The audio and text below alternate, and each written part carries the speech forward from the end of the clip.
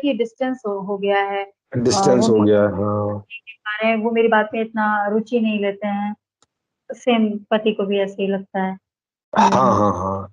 तो अब ये तो बहुत ज्यादा पूछा भी नहीं जाता, उनको तो ऐसा सोचा जाता है वो तो सब घर में आएगी हम्म। तो ढली जाएगी वगैरह वगैरह, इसलिए ये भी है। और स्त्री को फ्री हैंड है नहीं कि वो अपने से आदमी को चेक करे।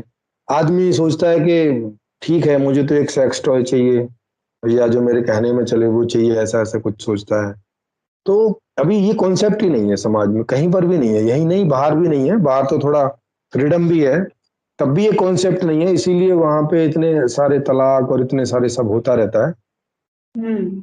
और उसमें भी तो दिक्कत होती है, उसमें भी कोई आसान तो होता नहीं कि भाई ठीक है तलाक हो गया तो कोई बुरी बात नहीं है, ये वगैरह वगैरह। भारत के जितना बुरा नहीं माना जाता, मगर वहां भी कोई आसान नहीं है कि अच्छा ये ऐसी बात नहीं है कि चलो ठीक है भाई कर लो। खटास पैदा होती है, लड़ाई होती है, तब जाके अलग होते हैं, तू मैं होती है।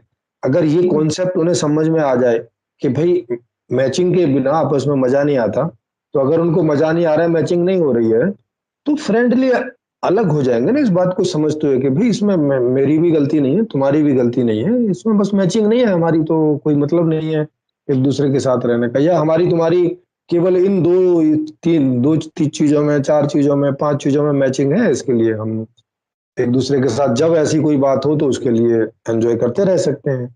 तो अभी ये अंडरस्टैंडिंग है नहीं, सब ऐसा ही सोचते हैं कि भाई दूसरे की गलती है जिसकी वजह से रिश्ता चल नहीं रहा है, या वो सोचता है कि इसकी गलती है, ये सोचता है कि उसकी गलती है, इस तरह से लोग सोचते हैं।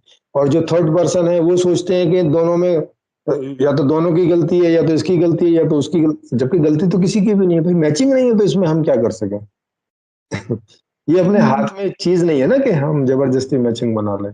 अभी अपने हाथ में नहीं है ना कि अब मान लिया मुझे चेस पसंद है, अब जो मेरा कोई पार्टनर होगा उसको भी चेस पसंद होगा, या वो चेस को पसंद करने लग जाए, ये क्या हाथ में है उसके। लाइक्स डिसलाइक्स तो हमारे हाथ में है नहीं, वो तो हमें होती हैं। हमारी जो ये फिजिकल पर्सनैलिटी है, इस आधार पे मुझे क्या चीज पसंद आएगी, इस बात के लिए मैं उत्तरदायी नहीं हूँ, ये मेरी बॉडी कंपोजिशन उत्तरदायी है। हम्म। और ये मुझे बाई चांस मिलती है, जन्म से मिलती है, बाई चांस मिलती है, इसके लिए कोई उत्तरदायी नहीं है, ना माता पिता उत्तरदायी ना कोई है। क्योंकि वो दोनों सेक्स करते हैं और उसमें जितनी पॉसिबिलिटीज हैं उनमें से एक पॉसिबिलिटी के रूप में बच्चा पैदा हो जाता है।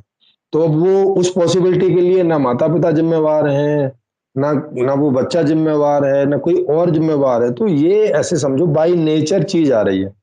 तो और इसमें हम कुछ नहीं कर सकते, और इसमें कुछ खराबी भी नहीं है भाई, हर आदमी की कोई ना कोई तो लाइक्स और डिसलाइक्स होंगी ही। अब हम्म। लोग बोलें कि ठीक है कल को साइंस को हम पैदा करके सबकी लाइक्स एंड डिसलाइक्स एक जैसी बना देंगे, नहीं फिर तो बहुत गड़बड़ हो जाएगी, फिर सब या तो डॉक्टर ही बनेंगे, फिर या सब इंजीनियर बनेंगे, फिर बाकी दूसरे काम कौन करेगा। तो हाँ, तो हमें वैरायटी भी चाहिए। हम्म। तो अगर अगर हम इसकी साइंस जान भी जाएंगे तब भी हमें वैरायटी पैदा ही करनी पड़ेगी। राइट। तो उससे अच्छा क्या है कि साइंस जान के, उससे अच्छा ये है कि हम मैचिंग पार्टनर ढूंढ सकें, इस बात की खोज होनी चाहिए, इस बात के ऊपर काम होना चाहिए।